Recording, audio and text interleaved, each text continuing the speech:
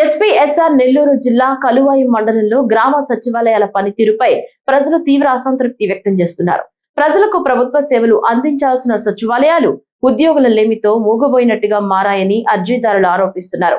కలువాయి సచివాలయం 1, 2, 3 పరిధిలో ఒక్క సిబ్బంది కూడా అందుబాటులో లేకపోవడంతో ధృవీకరణ పత్రాల కోసం వచ్చిన ప్రజలు రోజుల తరబడి కార్యాలయాల చుట్టూ తిరుగుతున్నారు.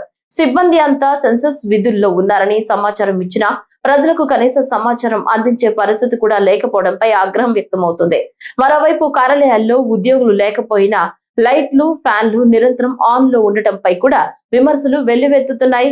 వెంటనే ఉన్నతాధికారులు స్పందించి ప్రజలకు ఇబ్బందులు లేకుండా చర్యలు చేపట్టాలని స్థానికులు డిమాండ్ చేస్తున్నారు.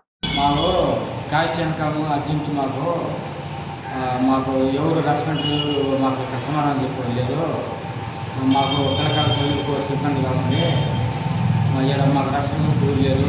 3 రోజులు తిరుగుతామంగా ఎవరు సమాధానం చెప్పడం చేస్తాం. ఏ సర్టిఫికేట్ కోసం తిరుగుతున్నారు? క్యాష్ ఇన్కమ్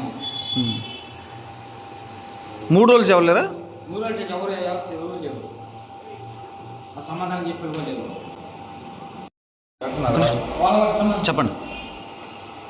చెప్పండి. యనమల శరత్, నాది రాజుపాలెము. నేను 1 వీక్ కోసం వచ్చాను. ఇక్కడ రాగానే ఎవరు రెస్పాన్సిబిలిటీ ఎవరు లేరు.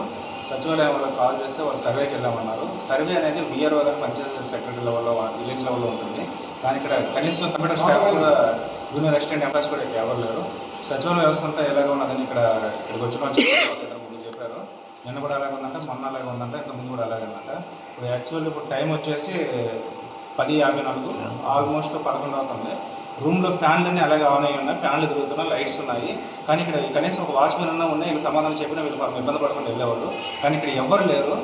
సో వీళ్ళ కష్టాలు కొంచెం ఘోరమని ఒకసారి ఆలోచించండి మీరు.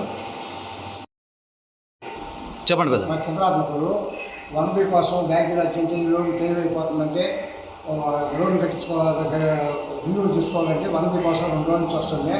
ఎవరు లేరు, అసలు ఎవరు సమాధానం చెప్పేవాళ్ళు కూడా లేరు. ఇది గమ్ముగా పోతున్నాం.